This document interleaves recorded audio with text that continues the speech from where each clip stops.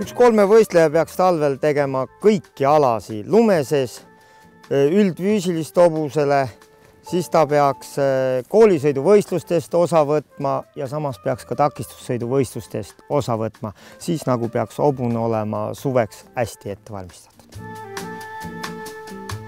Teistel ratsaspordialadel võib-olla tõesti ei ole nii oluline, mida see eelnev õhtu sööd, aga kestvusratsustaja peaks sööma eelnev õhtu võimalikult palju süsivesikuid. Ma ei ole päris kindel, kuidas see ratsaspordi kohta paika peab, sest mina söön küll purksi ja ei tunne ennast kuidagi kehvemini. Hobune on väga lihtne, inimene on keeruline. Tippspordis on puhkus väga oluline, sellepärast et pingeid on nii palju ja puhkust peavad saama nii ratsanik kui hobune.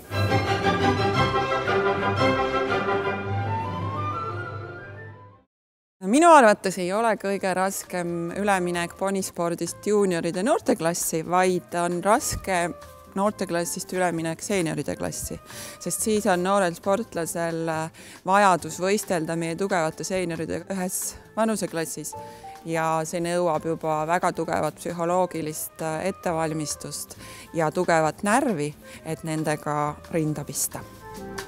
Milline võiks olla superhobune?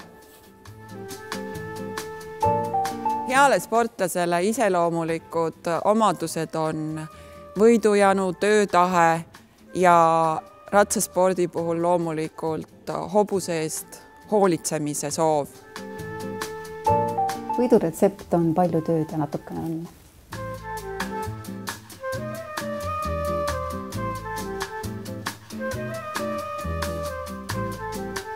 Minu meelest tulevik on helge.